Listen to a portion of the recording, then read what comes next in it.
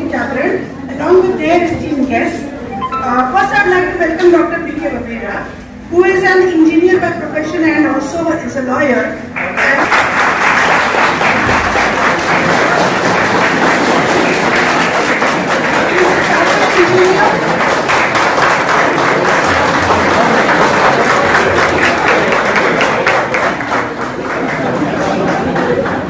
He's a chartered engineer and he's also an approved evaluator. He is a general manager at Heavy Engineering Corporation Limited and he has started his career from the state of Orissa.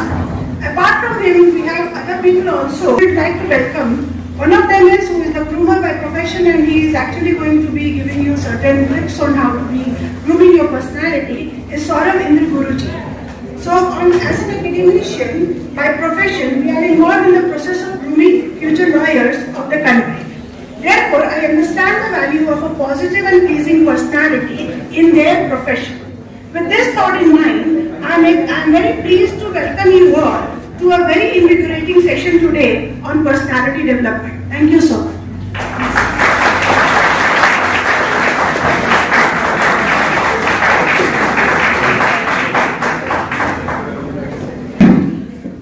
Hello and thank you so much, ma'am, who has given me this opportunity to speak in front of you all. As you know, my name is Saurav Indra Guru, and by profession I am a groomer. And actually, we are here to discuss how to crack an interview and how to groom ourselves and how to develop our communication skill and many more things, which is very important in your life. That if you don't have that attitude and that confidence, and by grooming yourself and by developing yourself, you will be able to gain confidence. So that we are here to give you some basic tips about your personality, about your communication skill, and about your life. So first of all, I just want to make you understand that where we are from. We are from Danik Jagran and our program is Karo Safalta Muthi Mein. So ये programme आप लोगों के लिए Gillette guard और दैनिक जागरण ने बनाया है। बहुत जाते हैं इंटरव्यू के लिए एंड एट द टाइम उनको पता नहीं होता है कि what is the exact dressing में ये प्रोग्राम को करवाया और करवा रहा है, जो कि लोगों को ग्रूम कर सके, डेवलप कर सके। आज के डेट में सबके पास क्वालिफिकेशंस हैं, एकेडमिक्स है, but they don't know how to talk and how to walk at the person. उसमें personality development in grooming plus how to crack an interview का आपने एक सेमिनार अटेंड किया था, इसके बारे में एक सर्टिफिकेट आएगा जो कि आपके लिए यूजफुल होगा। So I would like to call our sir who is going to make you understand about your future and how to succeed in your life. So, please, sir.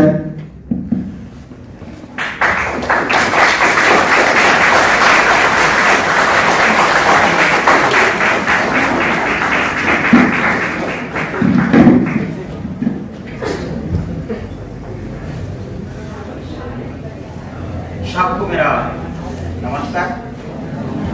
आज एक ऐसा ऑस्पिशियस दिन है, माता नवरात्रि की शुरुआत है, उसके लिए मैं आप लोग को कोटि कोटि हार्दिक बधाई देता हूँ। मंचासीन पर उपस्थित 1954 में प्रतिष्ठित हुई झारखंड की धरोहर पर विद्यमान छोटनागपुर लॉ कॉलेज की महाशया प्रिंसिपल साहिबा प्रोफेसर डॉक्टर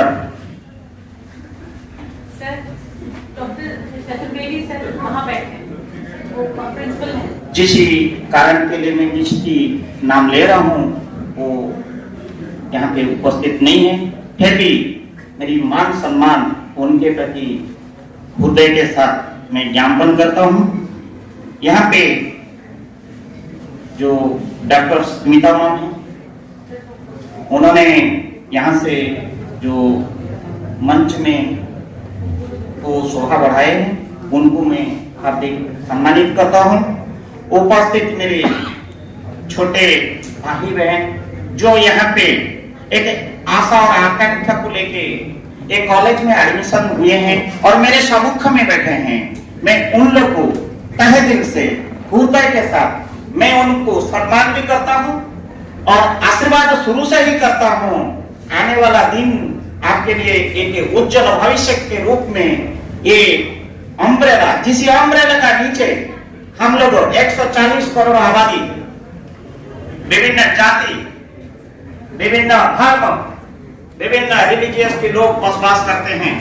एक अम्ब्रेला, उसके नीचे आज ये झारखंड जिसमें 4 करोड़ से ज्यादा आबादी और रांची जैसे जिला वहां पे करीब 30 लाख की आबादी, उस धरोहर के ऊपर में 1954 में प्रतिष्ठित ये लॉ कॉलेज खुद को गरिमा के साथ आप लोग का जो माँ बाप जन्म दिए हैं और उस परिश्रम का फल जो रोशनी दिखाया है गुरु, जिसके चलते हुए वो महान गुरु और महान पिता माता जिस बदौलत में आज आप लोग यहाँ पे बैठे हैं, मैंने वो गुरु और प्रत्येक माता पिता को मैं कोटि कोटि नमन पहले करता हूँ और नमन इसलिए करता हूँ कि आप ऐसा सुपुत्र हो, आप ऐसा सुपुत्री हो जिसे आशा आकांक्षा के लिए ये मंजिल तक आप लोग पहुंच पाए।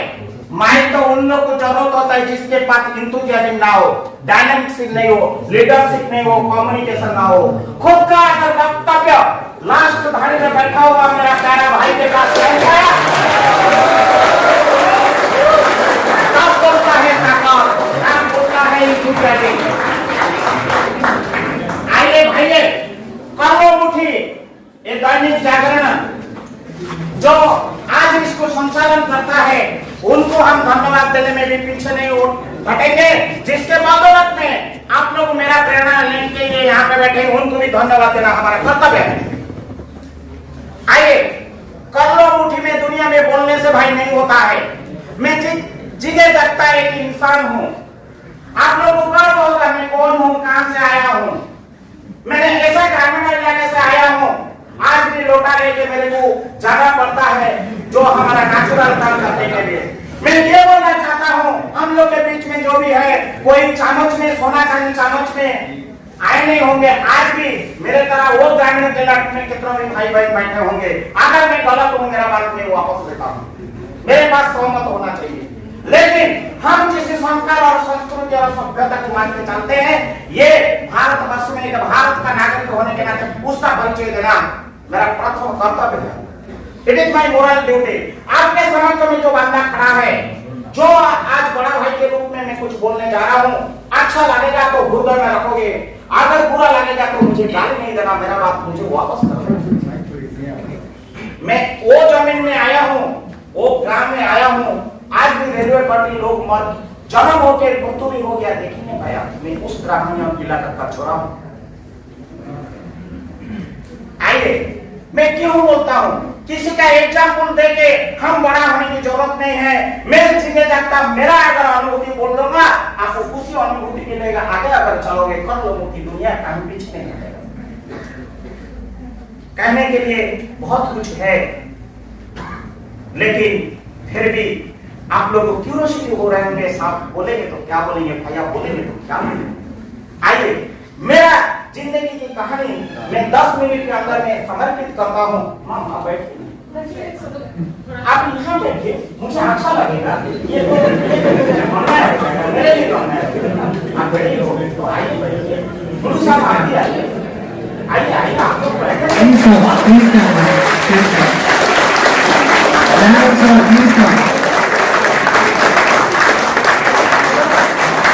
Sir please.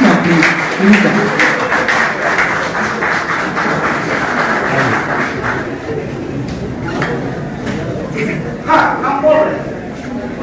हम मेरे जीवन के प्रति बोलने से पहले 10 मिनट तो जरूर लूंगा ही लूंगा। वही आपको आगे लेके रास्ता दिखाएगा, रोशनी दिखाएगा। माँ बाप सिर्फ जन्म देते हैं, रोशनी कौन देता है? गुरु। यही गुरु लोग बैठे हैं, यही चाणक्य है, यही हमारा मार्गदर्शन है। माता पिता का जन्म दिया हुआ हम कर्तव्य निभाएंगे और दिया हुआ गुरु की रोशनी को लेके आगे चल पड़ेंगे। आइए, मैं उस बात को दोहरा रहा हूं। मैं बोला मैं कौन हूं? मैं एक रिक्शा वाला का बेटा, मैं यहां पे खड़ा हूं। मैं मां बाप को आपके साथ में मैं नमन करता हूं। आज दुनिया में नहीं है कहने के लिए आपका अपने मेरा बेटा चाहता है, लेकिन मैं मेरा नहीं पा रहा हूं। छोटा सा बच्चा था मैंने, चौथी क्लास में मैं पढ़ रहा था और जब स्कूल को जा रहा था, कोई बुरा नहीं मानेगा, ये हमारा कोई एजुकेशन सिस्टम है। मैं हाफ पैंट जब पहन के जाता था, मेरा पीछे यहाँ पे फटा था और मैं थोड़ा सा कपड़ा पहन के गया था।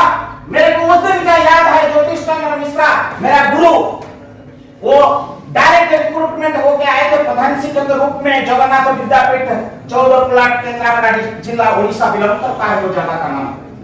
मैंने जब गया चौथी क्लास में, सुबह सुबह वो लकड़ी में लाए और मेरा जो पैच जगह खुला था वो पिंच किए ब्लड खून निकला।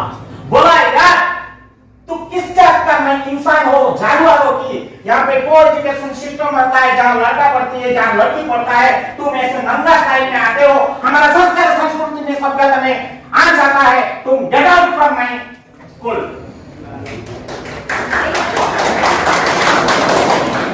आंखें आंसू थमा नहीं मैंने और बहुत जोर पिटाई किया माय डियर दोस्त, बहुत जोर में पिटाई खाया।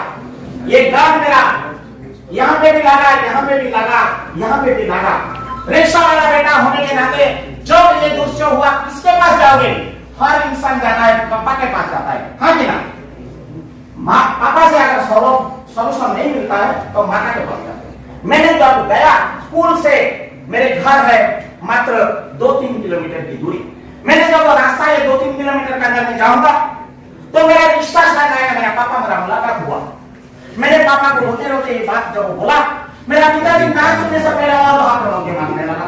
बोला अरे खराब लगा, मैं बात बोल रहा हूँ आपके सामने, खराब नहीं सोचना। वी आर द लॉयर्स, हम देश की सेवक है, हम आधार कानून के साथ नहीं चलेंगे। पट्टी इसलिए बांधा रहता है, तो आज रहता है, स्केल रहता है, काटे ले रहता है। मेरे जात पात कास्ट रिलीजियस को मैं मानवा नहीं। कोई रिच नहीं होता है, कोई गरीब नहीं होता है, कोई अमीर नहीं होता है, कोई सोशल नहीं होता है, कोई पॉलिटिकल नहीं होता है। मैं तो आज में एक जैसे दोनों मांगे, दूसरा हाथ में सोट रहता है, तलवार रहता है। मैं किसी से डरूंगा नहीं, किसी से भयभीत नहीं होगा और मैं किसी को डराऊंगा भी नहीं। बात इतना में कम नहीं रहा। मैंने पापा के पास जाया, दे धना धना और चाकू लगा, इधर जो और इधर भी। और भैया तो बचपन से बोला था मेरे से औकात नहीं है पढ़ाई करने के लिए, तू स्कूल को गया क्यों, पिटाई खाया क्यों, और मेरे को बता रहा है क्यों। मैं तो क्लियर, कोई डाउट? नो डाउट, एकदम डाउट रखा नहीं। जो भी डाउट होगा, क्योंकि ये कॉलम मुट्ठी में बोलने से नहीं होता है। Strong determination, strong dedication and devotion की आवश्यकता है, जिस राह पर मैं आज आपके सामने खड़ा हूं। आपको पता होना चाहिए, youngest general manager of the country खड़ा है आपके सामने, highest qualified person of the South Pacific Asia. I am BTech, I am MTech, I am MBA finance, 3 बार गोल्ड मेडलिस्ट। मैं एमसीए पीजीडी से London, MA in Hindi, I am law, I am FA in India, I am FA in India, I am chartered engineer international, I am internal auditor of ISO 9000, 14000, 18000। मैं वही व्यक्ति हूँ, supervisor confidential licence government of MP mining and non mining. मैं वही व्यक्ति हूँ, Jharkhand university का award होने वाला डॉक्टर है। कोई सब्जेक्ट बचा है क्या करने के लिए? मेरा बताओ, मैं करूँगा। ऐसा होनी चाहिए। ये मंच की गरिमा रखते हुए, कॉलेज की गरिमा रखते हुए, मैं आपको आया नहीं ग्रूमिंग करने के लिए, आप मुझे ग्रूमिंग करोगे, शिक्षा सीखोगे। देखो, मुझे एक पेन दे दो भाई, दे दो। देखिए, आपकी नाम क्या है भाई? कमलेश। कमलेश भाई मुझे पेन दिया, मुझे बोले कि पेन ऐसे दीजिए। क्या बोला कमलेश भाई, क्या बोला? और नहीं है। देखो, धन बांटोगे, दौलत बांटोगे, खत्म हो जाएगा। ज्ञान बांटोगे, बांटोगे आंसुमारी बढ़ते रहेगा। एक ही चीज संसार में ये इतिहास है, ज्ञान बांटोगे तो बढ़ेगा, धन बांटोगे तो खत्म होगा, जैसे कमलेश भाई का खत्म हो गया। ज्ञान बांटो, सिर्फ ज्ञान बांटो। मेरे पास जो है तजुर्बा मैं बांटने आया हूं, मैं बांटने आया हूं। मैंने कहा तब था भाई, हम लोग कहाँ पे गए थे पर्सनल काम में, मेरा स्टोरी कहाँ तक गया था हम लोग, पिताजी तक गए। हमने जब पिताजी खाया, फिर हमने माता जी के पास गया।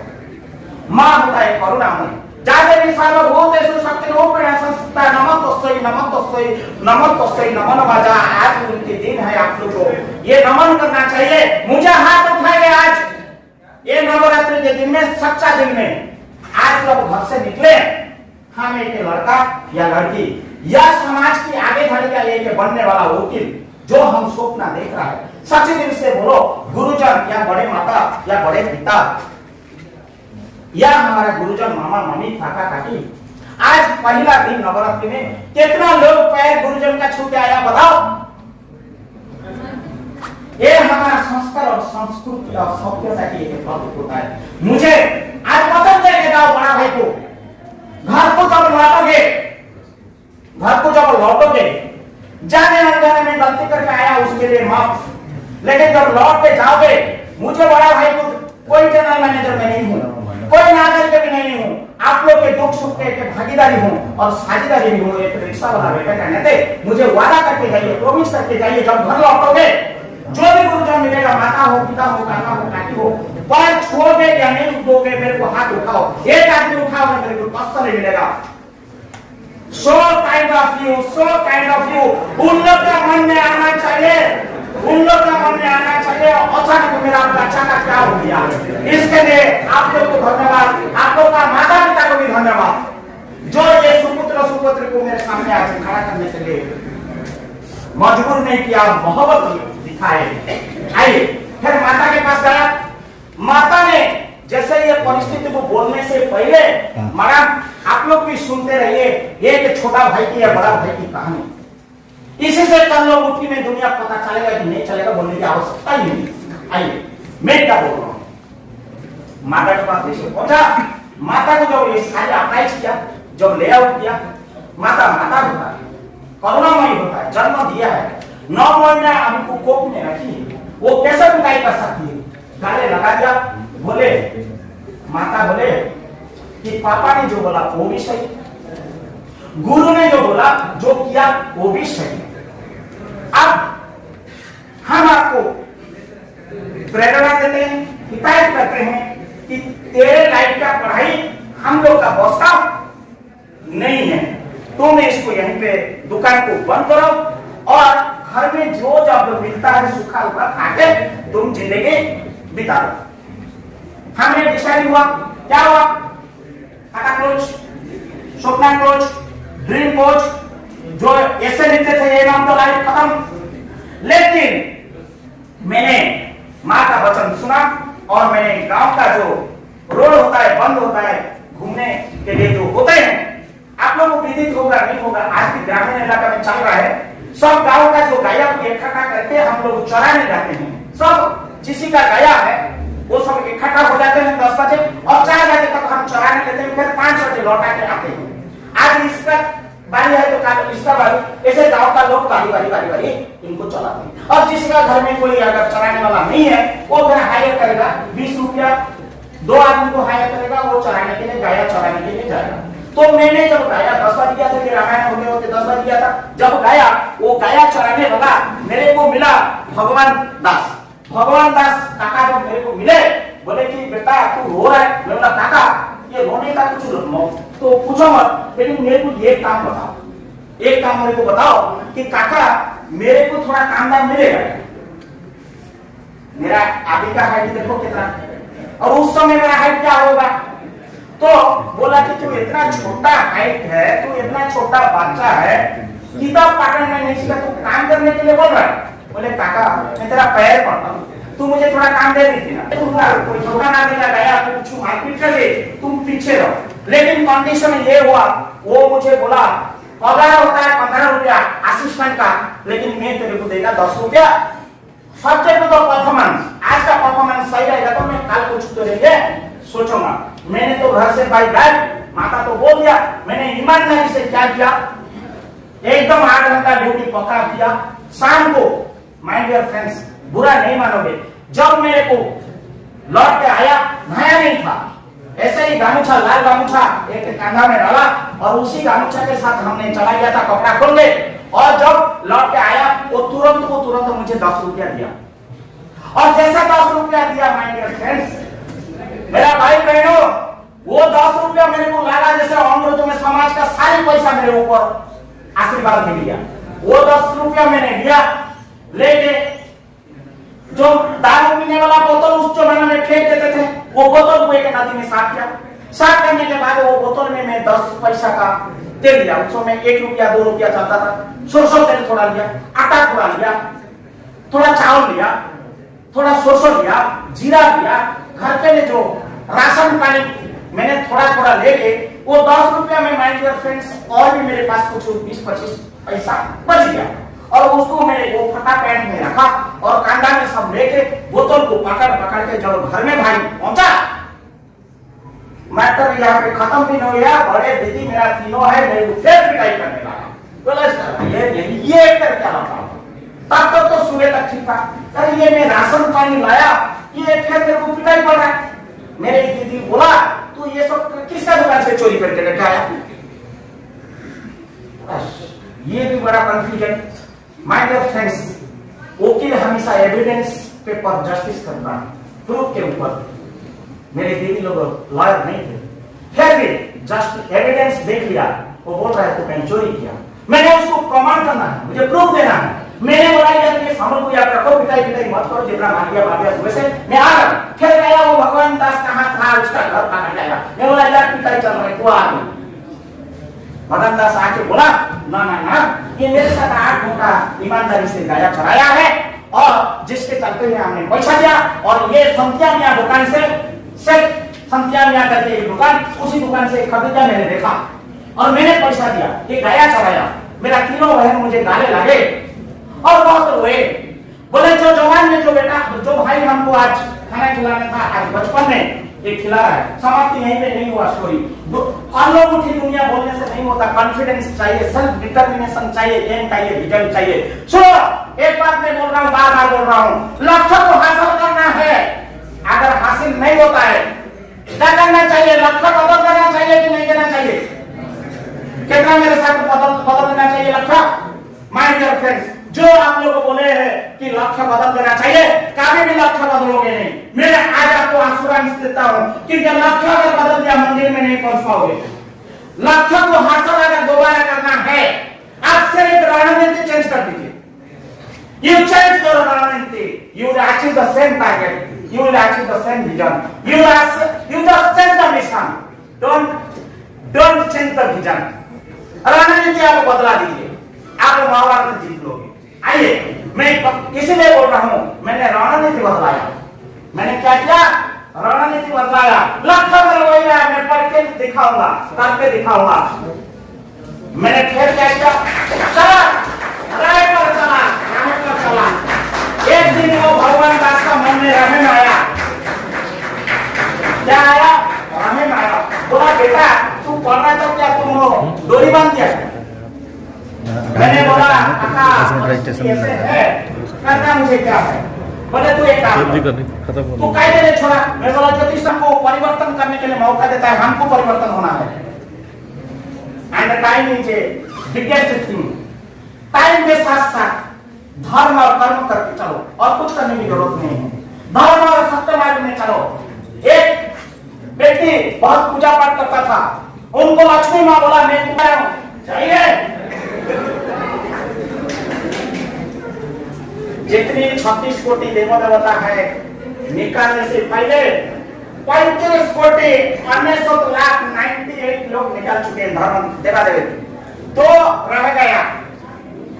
बोल पाएगा वो दोनों कौन? वो तो हमारा परम पूजनीय और पूजनीय, वो हमको कभी छोड़ के नहीं जाते मेरे बाबू। सरस्वती। और बोलिए भाई बहन, बोलिए करने की जरूरत नहीं है। आंसर देने वाला मौन होता है, हंसने वाला तो हंसते रहेगा, उसको कुछ मालूम नहीं है। हिम्मत रखो, कॉन्फिडेंस रखो, दो ही चीज बताइए बताइए, सब जगह में निकल रहे, दो ही रह गया, सबको निकाल दिया। धर्म बोला, मैं जा रहा हूं, बोले प्रभु आपके साथ मुझे ले चलिए। धर्म किनारे हो गया, जैसे रवि खराब है। उसके बाद सत्य बोला कि धर्म जा रहा है तो मैं भी निकाल जाऊंगा, मैं आपको छोड़ के नहीं, आप दोनों अगर जाएंगे, आप दोनों का शरीर में मुझे ले लीजिए, मुझे किससे मतलब नहीं है, मुझे धर्म और सत्य के साथ चलना है। पढ़ा और पढ़ रहा है और कल तक चलूंगा। माय डियर फ्रेंड्स, ये काला कोट की कीमत रखिए, धर्म और सत्य के साथ चलिए, कुछ जरूरत नहीं है।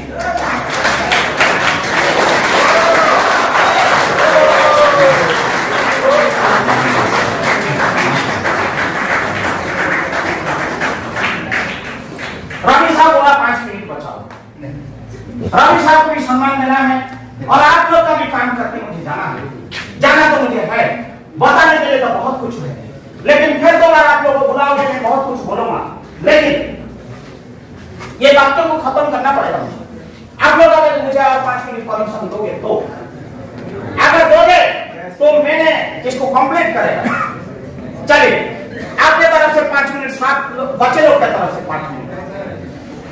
उसके बाद हमने भगवान दास का दिया हुआ अंतर को किताब में इकट्ठा किया और गाया को छोड़ दिया। गाया को छोड़ दिया और गाया चलाते चलाते ऐसे देखते देखते आप लोगों को पता होगा, द्वितीय वर्ष में पुराना जमाना में एपी चलता था, ऑल पास में भी ऑल पास में चल गया। और ऐसा है कि दिन आया 10th में एपी नहीं चलता है, यहाँ पे ऑल पास नहीं चलता है। 10th बोर्ड हुआ, मैंने भी लिखा। पहला जमाना में इंटरनेट की सुविधा नहीं था, कम्युनिकेशन का नहीं था, कुछ भी किताब नहीं था। रिजल्ट निकालने के बाद बुक स्टोर के पास जाते थे और वो बुक स्टोर से जो बॉस आता था बोर्ड से या सिलेबस आता था, उसमें रिजल्ट देखने होता था। फर्स्ट क्लास है 20 रुपया, सेकंड क्लास है 15 रुपया, थर्ड क्लास है 10 रुपया। जूस का नाम नहीं है, पैसा देने की जरूरत नहीं है। भाई साहब मैं कितना रुपया लेके आया होगा बताओ? Very good, I am always with you, मैं आपके साथ हूँ, बहन मेरा मैं आपके साथ हूँ। लेकिन मैंने 20 रुपया देके जब जा रहा हूँ, वहां पे प्रधान शिक्षक ज्योतिषचंद्र मिश्रा खड़ा है, बोल रहे यार सुन, मेरा बेटी भी बड़ा हो चुका है, वो भी 10वीं दिया, वो 10 रुपया में क्लियर होकर भी जा रहा है, तू एक गाया चढ़ाने वाला लड़का, तू कहां 20 रुपया दिखा रहा है? ये जिंदगी भरी झटका ही झटका। रोते रोते गया, पता चला कि मेरा रोल नंबर ही नहीं है। मैंने रोते रोते गया, जब पिताजी के पास पहुंचा, पिताजी को एक दहेज में मिला था ट्रांजिस्टर नेशनल रेडियो। पिताजी क्या करते थे, थोड़ा सायंकाल में थोड़ा ये जो पैसा कलेक्शन करके जो गया चला के जो 2 बैटरी उनका डाल दिया था, वो थोड़ा रेडियो सुन रहे थे।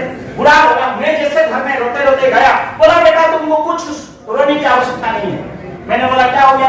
उल्टा दिशा में बिजली गिर रहा है। कल मैंने पढ़ाई के लिए बोल रहा था, पिटाई खाया। आज मैं खेल रहा में आया, पापा बोल रहा है कि जरूरत नहीं है। इसलिए बुढ़ा बोला, जो जवानी में जो अच्छा करना चाहिए वो तू तो मेरे को बचपन से करके दिखाया, पास और फेल मैं उस दिन देख लिया था। आज तुम्हारा रोने का मेरे लिए कोई मूल भाव नहीं है। फिर भी हमने देखा कि ये तो बहुत अपमान समाज की हो चुका है। मेरा डिटर्मिनेशन, डेडिकेशन एंड डिवोशन तो गया, तो मुझे क्या करना चाहिए? मैंने सोचा ये जो गामूछा है, जो पेड़ के नीचे में बैठ के पढ़ाई कर रहा था, थोड़ा अंधेरा हो जाने के लिए ऊपर चले जाएंगे। ये दुनिया में जीने का कोई हक नहीं है। देखो आदमी को फ्रस्ट्रेशन कौन सा लेवल में आता है, कर्म मुखिया बोलने से हो नहीं रहा है, कॉन्फिडेंस होनी चाहिए। लेकिन पिताजी बोले मेरा बेटा ना सही, माय डियर फ्रेंड्स, मेरे पापा ने बोला मेरा बेटा ना सही, चलो आज सीबीएसई का रिजल्ट निकला है तो थोड़ा सुन लेते हैं कौन आज करिश्मा किया है। जैसे 7 o'clock आंचलिक न्यूज से दिल्ली न्यूज आता है, वो जैसे ट्रांजिस्टर ऑन किया, जैसे ट्रांजिस्टर ऑन किया बुढ़ा, this is All India Radio, my dear friends, this is All India Radio. The result has been published successfully CBSE board, and in Indian history,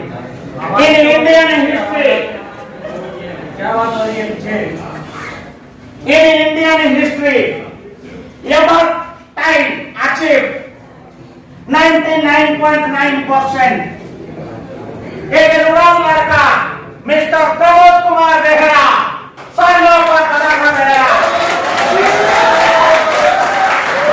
मेरा संतोष पीछे का भी मुड़के नहीं देखा और चलते चलते आज ये मंदिर तक तुम लोग के बड़े भाई के रूप में मेरे पदार्पित होने के लिए कोई भी रोक नहीं पाया और कोई भी मुझे रोक नहीं पाएगा। मैं चलते रहूंगा। क्यों चलते रहूंगा? मैं समाज का कल्याण के लिए जा रहा हूँ। मरना मुझे भी है, मरना इनको भी है और अंतिम घड़ी में जो व्यक्ति बैठा है आने वाला दिन उसको भी गुजरना है। एक दिन चेयर से गुजरना पड़ेगा और एक दिन मुझे संसार से गुजरना पड़ेगा। आओ मिलके कुछ करें हम देश के लिए, हमारा जन कल्याण के लिए, जगत कल्याण के लिए। आइए, जिस दिन मेरा अंतिम सांस रुक जाएगा और चिरनिद्रा में मैं सो जाऊंगा, जिस दिन मैंने चिरनिद्रा में सो जाऊंगा और 6 बम्बू मेरे लिए डाल दिया जाएगा, जिस दिन मैंने अंतिम यात्रा पर निकल पड़ो, रोएगा कौन अंतिम यात्रा पर?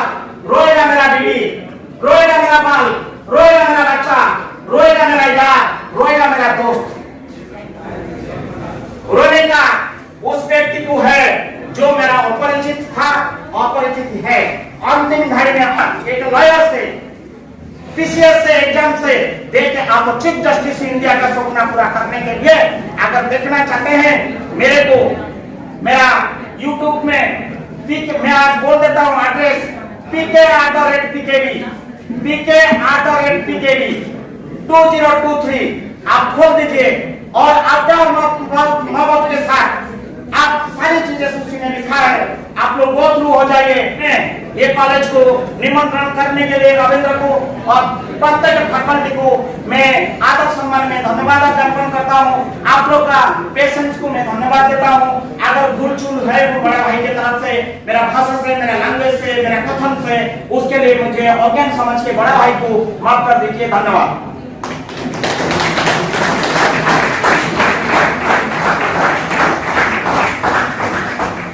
On behalf of Chota Nagpur Law College and all the students, I would like to thank the team of Dainik Jagran, led by Mr. Rajendra Nishad and his esteemed guest, Dr. P.K. Babera and Saurabh Guruji, Indra Guruji. I would like to end the session with a statement which we have been using. Thank you.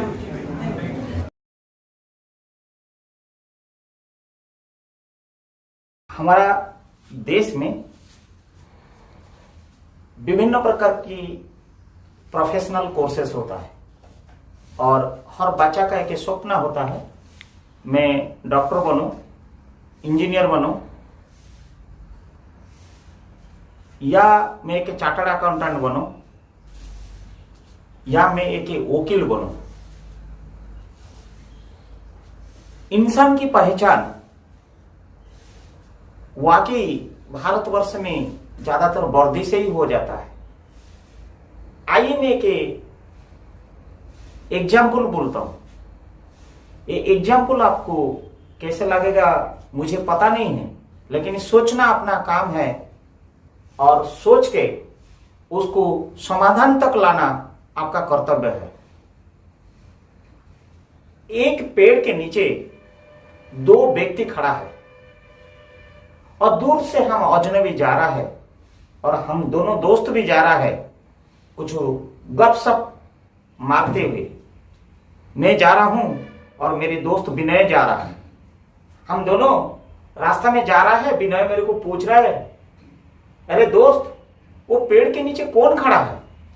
मैंने देखता हूं, बोलता हूं एक साड़ी पहन के एक महिला खड़ी है और एक कोई पुरुष खड़ी है। मेरा आंसर इतना ही है।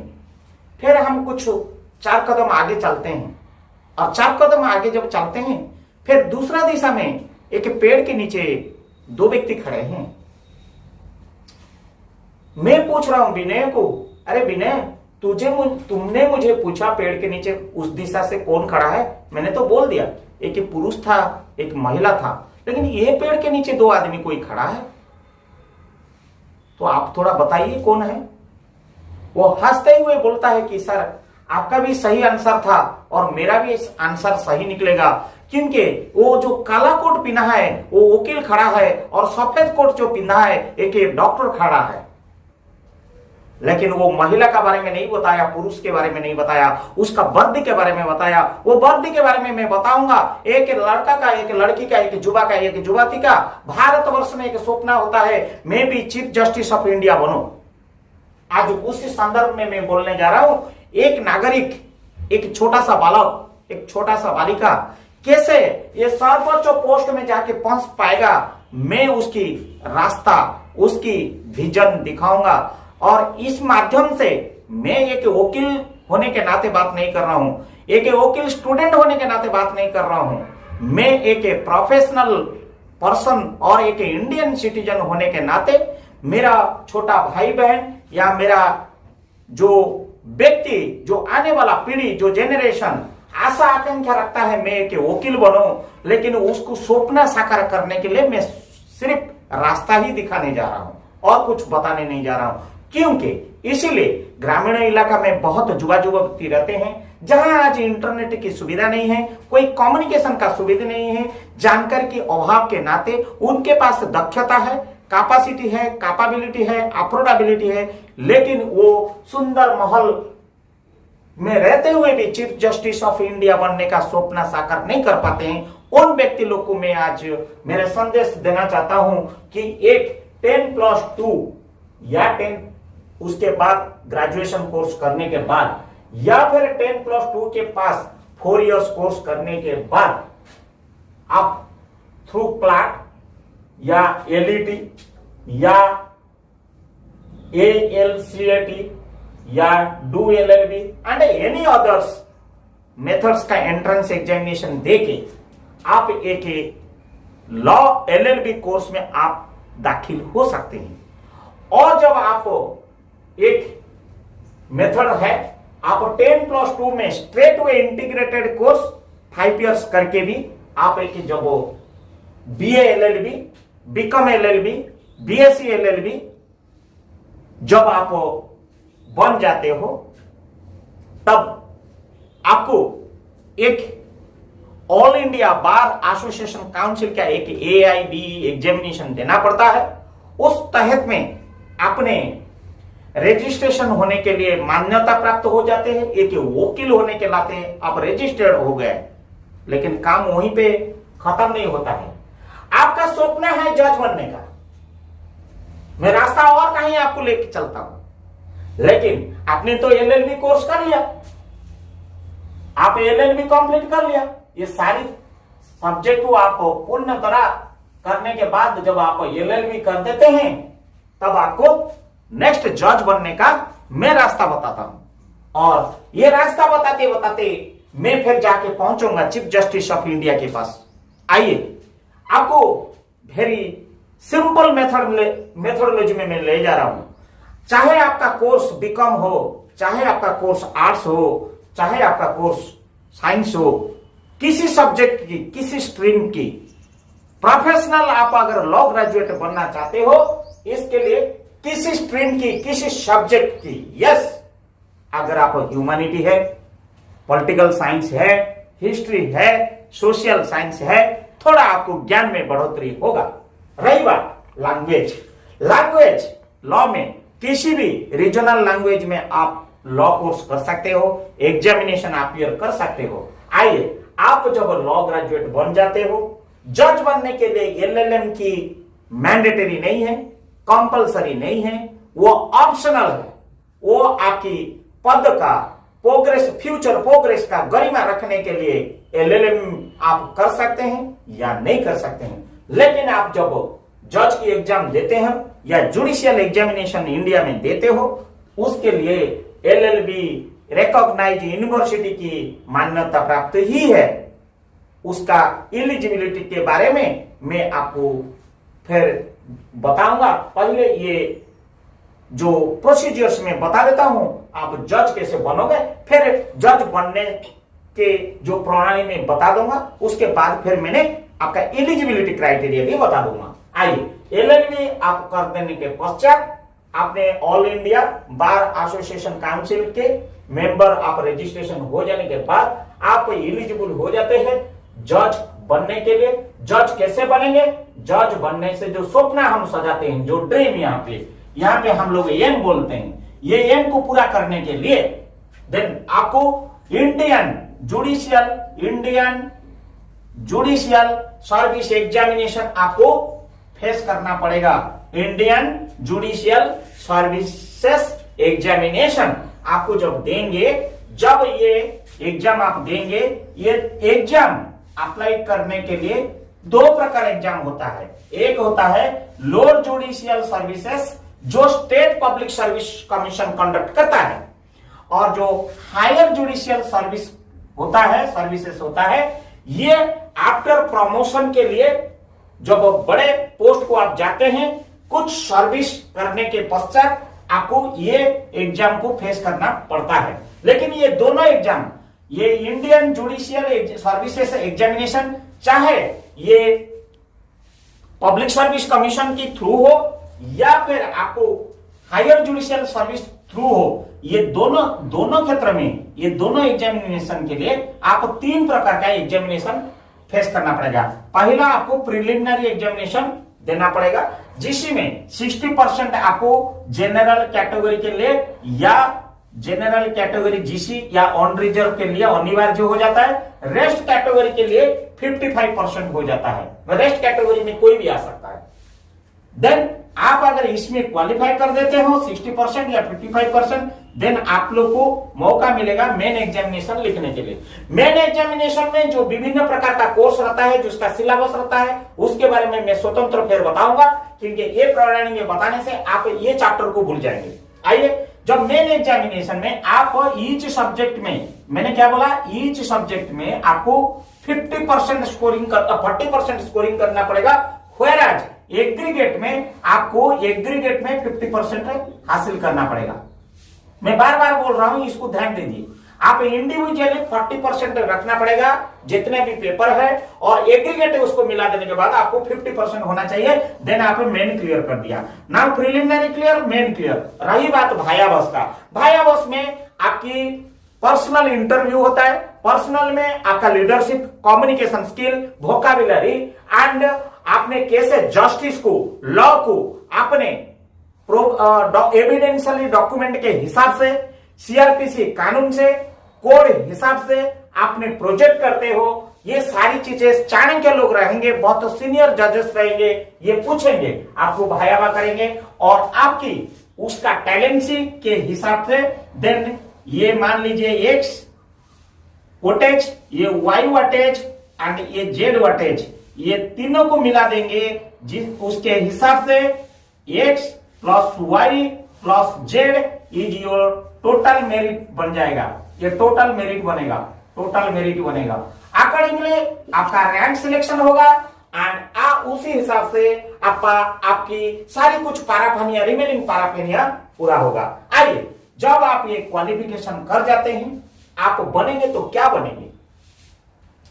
What you should be join after qualifying judicial service examinations? ये सबसे बड़ा पॉइंट होता है। अगर आप ये एग्जामिनेशन को बोलते हैं प्रोविंशियल सर्विसेज, ये प्रोविंशियल सिविल सर्विस जो होता है, पीसीसीएस क्लास 1 जो होता है, ये जब आप क्वालिफाई कर देते हैं, ये सब कंप्लीट करने के बाद, that means you are PCS 1 category 1। आप जब हो जाएंगे, then you will be posted as subordinate court जज।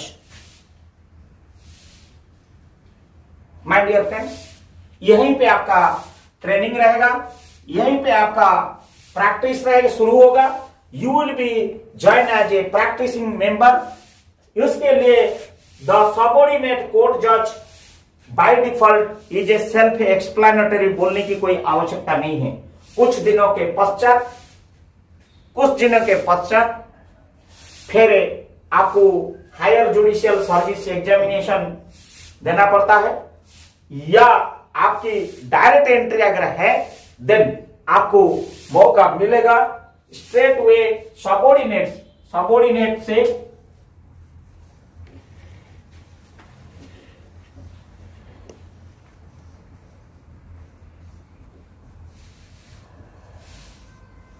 सबॉर्डिनेट कोर्ट जज से आफ्टर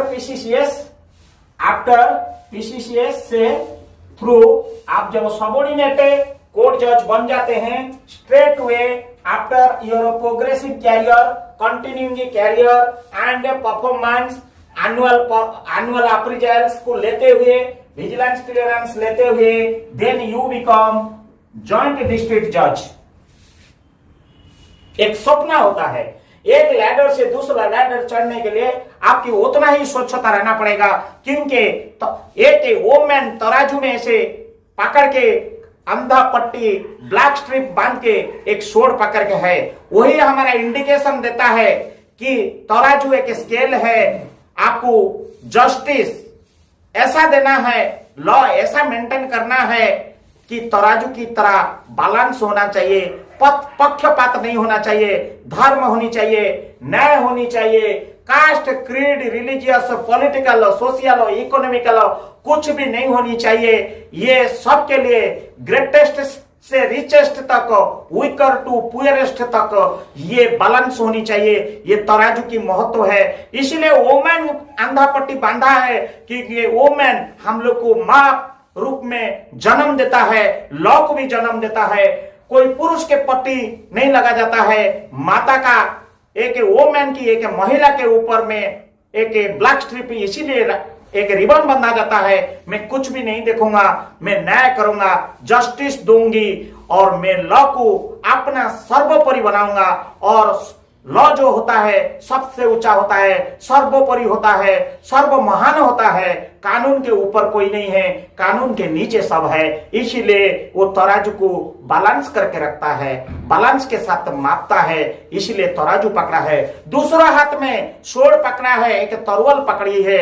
उस तरुअल का मतलब है ब्रेव, साहस। मैं किसी को डरूंगी नहीं कि मैं किसी को डराऊंगा नहीं, मैं भयभीत नहीं होऊंगा कि मैं किसी को भयभीत भी नहीं करूंगा।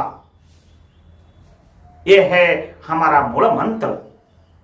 कानून की जहां पाना खत्म हो जाता है वहीं से दूसरा पाना शुरू होता है। कानून की हाथ बहुत लंबा तक चलता है।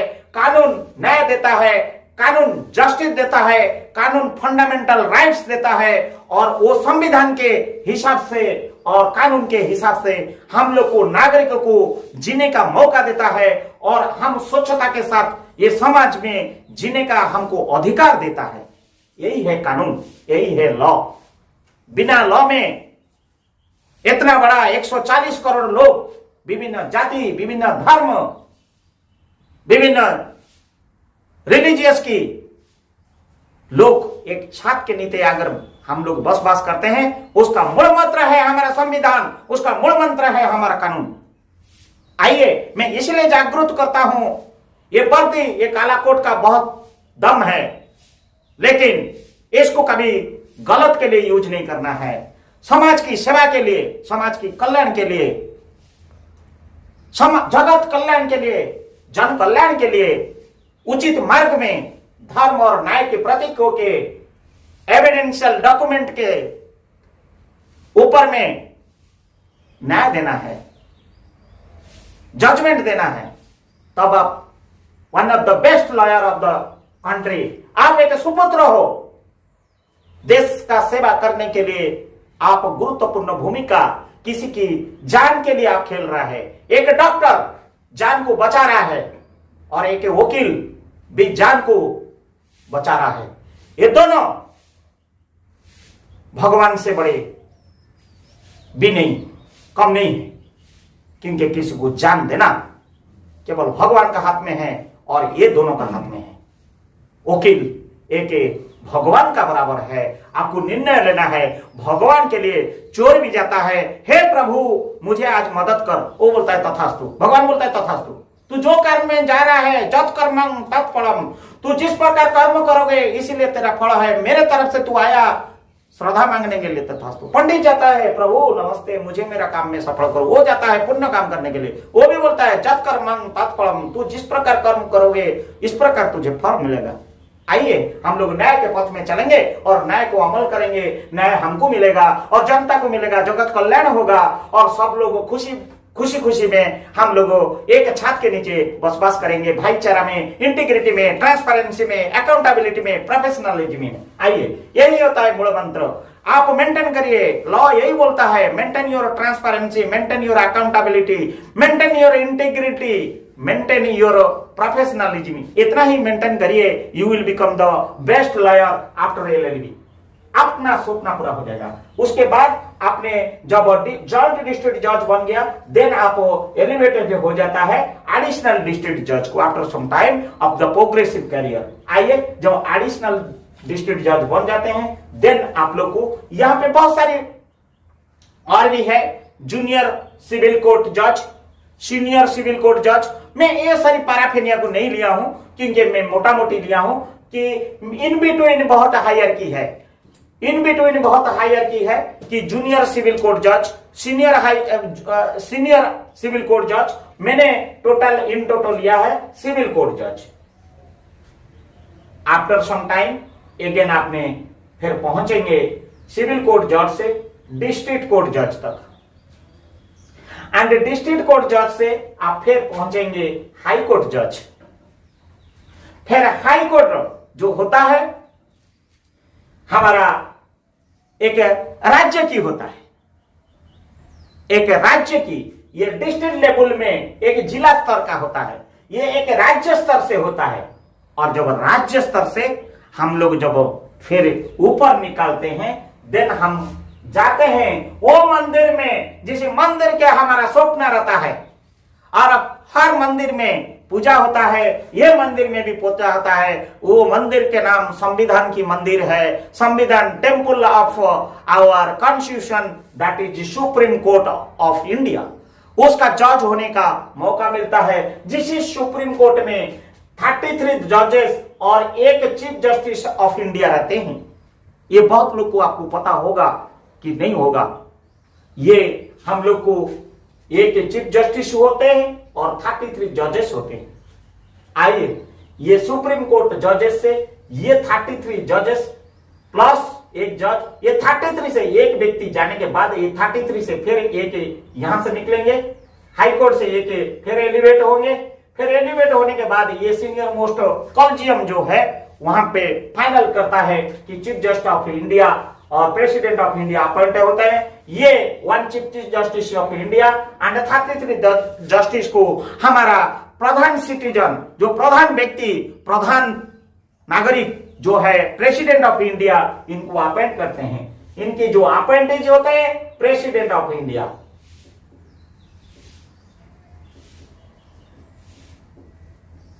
आइए तो ये जब सुप्रीम कोर्ट की जज हो जाते हैं, जब इनसे ही आपको मौका मिलता है आपको सीजीआई ऑफ बनने के लिए, CJI chief justice of India.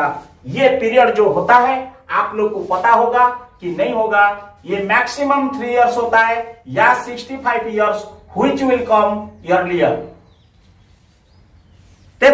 65 साल या 3 साल व्हिच विल कम अर्लियर।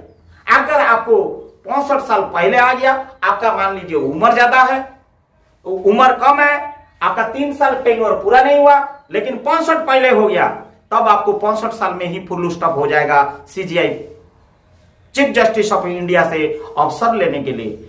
या आपके पास बहुत उम्र है, 65 साल नहीं हो रहा है, लेकिन 3 साल से ज्यादा उम्र भी है 65 होने के लिए, लेकिन 3 साल जिस दिन हो जाएगा आपका चीफ जस्टिस ऑफ इंडिया का टेन्योर खत्म हो जाएगा। आइए ये मैंने बताया आपको कैसे आप एक सुनहरा स्वप्न सजा सकते हो CJI chief justice of India बनने के लिए। उपस्थिति आपको पता होगा, जो हमारा अभी अभी जो चीफ जस्टिस ऑफ इंडिया बने हैं मिस्टर, जो आप मिस्टर बोलो या honourable advocate mister DY Chandrachud, जो महान व्यक्ति अभी जो महान पद में बैठे हैं, उनकी एक इसी रास्ता दे के उन्होंने भी गुजरे हैं और उनका बिब्लियोग्राफी आप पढ़ेंगे, बायोग्राफी उनका पढ़ेंगे, बहुत आपको अच्छा लगेगा। बहुत सारी किंवदंती है हम लोग का आज तक। बहुत सीजीआई जो है, मेरा दूसरा स्लाइड में भी है, चीफ जस्टिस ऑफ इंडिया कितनी लोग अभी बने हैं, कब कब बने हैं, ये सारी मेरा को सीजीआई में है। आप लोग देख भी सकते हैं, उसको रिप्ले कर सकते हैं, उसको स्लो मोशन में भी अंडरस्टैंड कर सकते हैं। हम सबके बारे में दिए हैं। आइए हम आप लोग को थोड़ा सा बताएंगे कि आफ्टर एलएलबी एलिजिबिलिटी क्राइटेरिया क्या होता है, ताकि कि आप जुडिशियल सर्विस एग्जामिनेशन आप लिख सकते हैं। सर्विसेज एग्जाम देने के लिए हमने जो एलिजिबिलिटी हम बोले आपको कि पीसीएस से क्लास 1 जो बनेंगे आप, ये एग्जामिनेशन आप जो देने के लिए आपको जो एलिजिबिलिटी है, ये एलिजिबिलिटी क्राइटेरिया में फर्स्ट है क्वालिफिकेशन।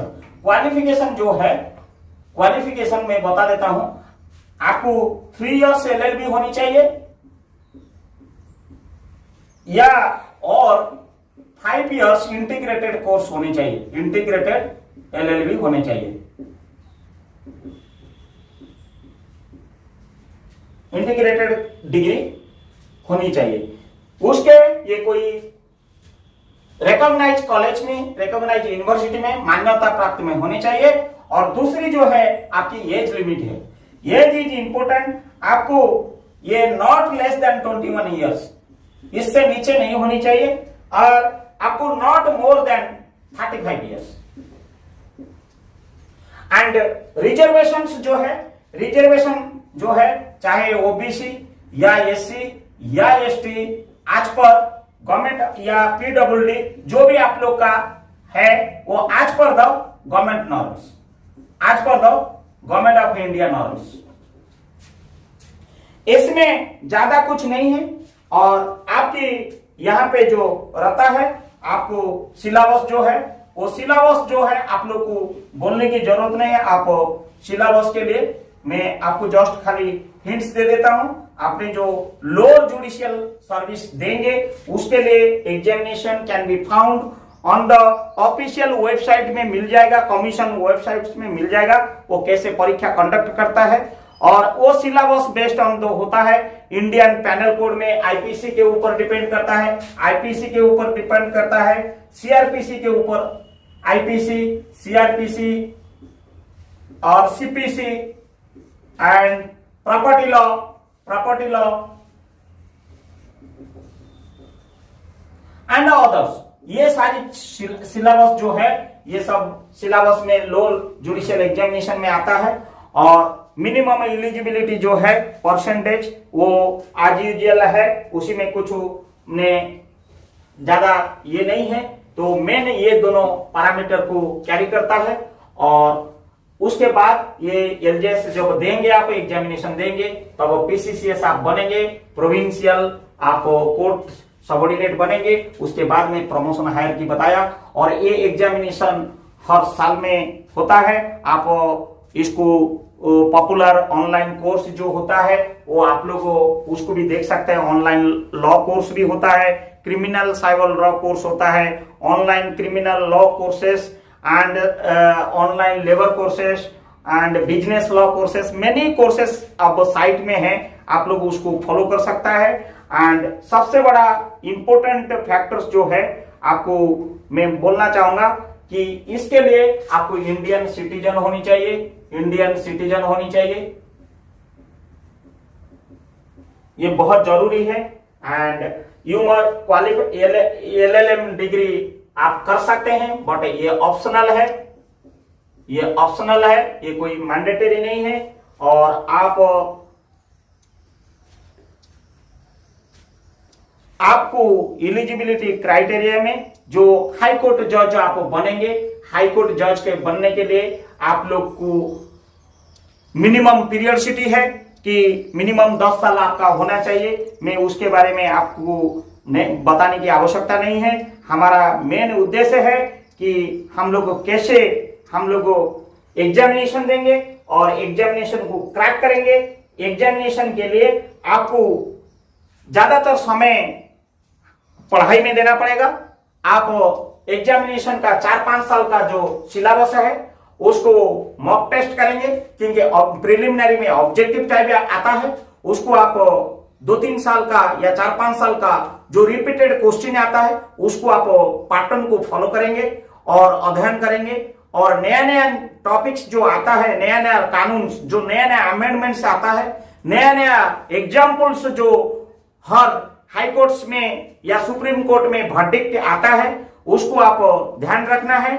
और उसको बारे में भी एग्जामिनेशन में जब मेन पेपर में आता है आप एग्जाम्पल के तहत में सुंदरता के साथ सजा के मेन एग्जाम को क्लियर करेंगे, तब आप देखेंगे प्रिलिमिनरी भी क्लियर होगा, मेन भी क्लियर होगा और आप भायावस्थ के लिए आप की फ्लुएंस को बढ़ाना पड़ेगा, टॉकटिव नेचर को थोड़ा टैलेंट्स को, लीडरशिप क्वालिटी को, कम्युनिकेशन स्किल को, वोकाबुलरी को, लैंग्वेजेस को और balance language, non parliamentary language नहीं करना और आप लोग एग्रेसिव वर्ड्स नहीं बोलना, संवैधानिक बात बोलना और ऑथेंटिकेटेड टू दी पॉइंट बात करना। ये सारी चीजें में मैं next how to be attend the interview और वाइवा में नेक्स्ट स्लाइड में कभी दूंगा।